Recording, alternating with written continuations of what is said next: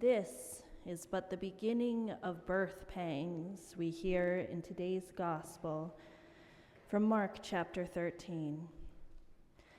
And this is a sobering reminder of what challenges our world faces today.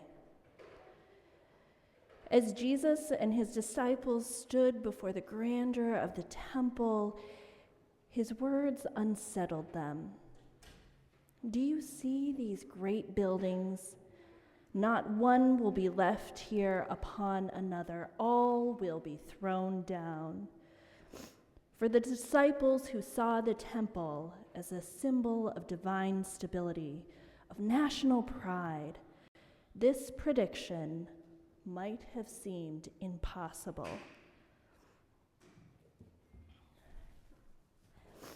Jesus' message, however, was not one of despair, but of preparation. He spoke of wars, rumors of wars, earthquakes and famines, and these signs were not the end, but rather the beginning of the beginning. Mark's audience at this time was enduring persecution and turmoil and knew that these words were a call to endure and to stand firm. This passage is full of fabulous apocalyptic imagery that speaks not only of destruction but also of hope that arises from the ashes of turmoil. In today's reading, I am reminded of a quote from a movie that I discovered on PBS called Hoover and the FBI. And this quote recounts the impact of community-led movements. Here I heard these words from the narrator, who said, "If you read the FBI files, you will see that Mr. J. Edgar Hoover himself what he had to say, that it was not the guns that were the greatest threat to international security of the United States of America in 1969. It was not the guns. It was the free children's breakfast that was the greatest threat.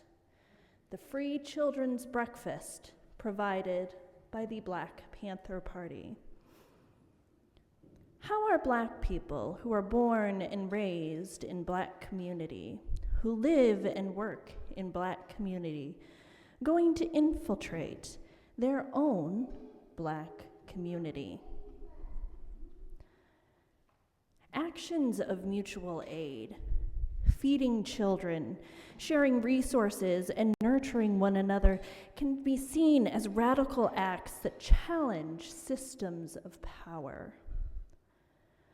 Mutual aid taps into a different kind of power, one that does not hoard, one that does not divide, but one that binds communities through reciprocity, solidarity, most importantly, love.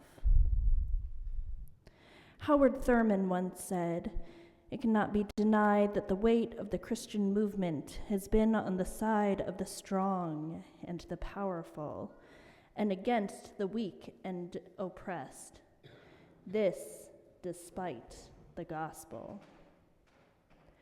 Thurman's insight invites us to reclaim the gospel's true power by embracing the transformative potential of mutual care and mutual aid. Jesus' message in Mark calls us to witness in a way that aligns not with our denomination, but with Christians all over the world. And we are to be aligned in radical community support. Because what will get us through these challenges that we are prepared to face is at the local level, is people in this room worshiping you here with you here today.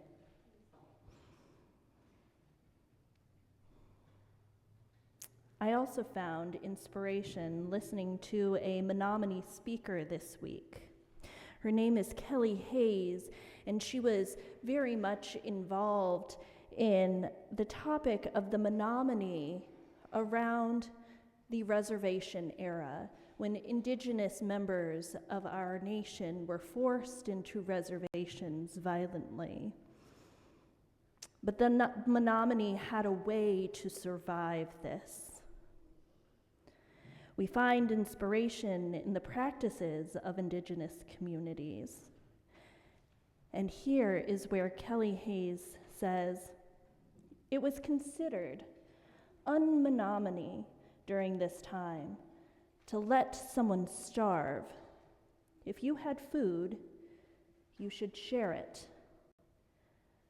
This ethos of mutual aid reassured that survival was a collective endeavor, even in the harshest times of European colonization.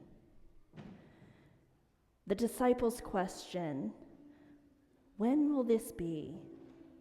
reflects our own search for certainty amidst the chaos.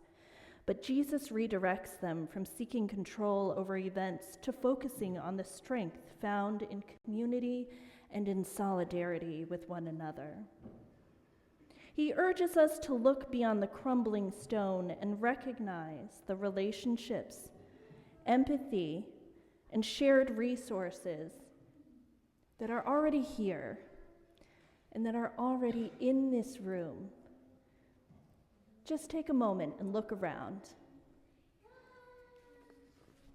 No, you can look.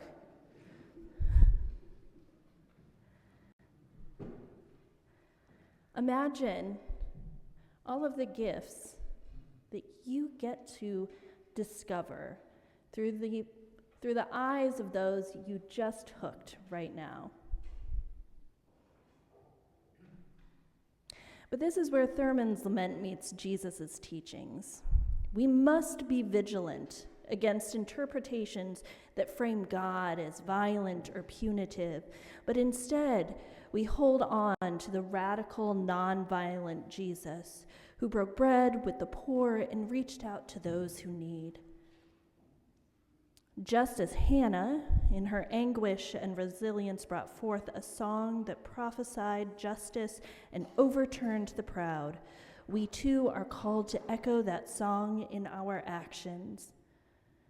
Mutual aid is the embodiment of this hope, a testament that when we share what we have, we create sanctuaries in the storm. When we share what we have, we create sanctuaries in this storm.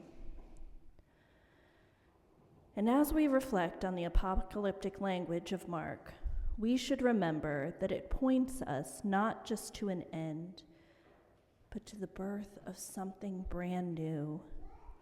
It is, as one writer puts it, the beginning of a new beginning. We already hold the tools that we need: our shared humanity, communal support, and empathy to do the right thing.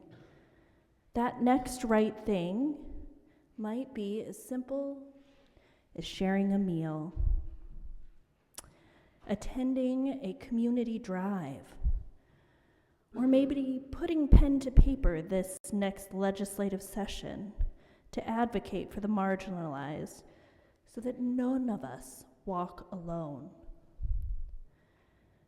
The words of Jesus remind us to stay grounded and steadfast in love, to build a world not dictated by fear and division, but nurtured through acts of mutual aid that reflect God's vision of justice, of peace, and of radical belonging. Let us carry that light of hope that dwells within us through the valley of the shadows, holding steadfast to the promise that this is not the end. It is just the beginning. Amen.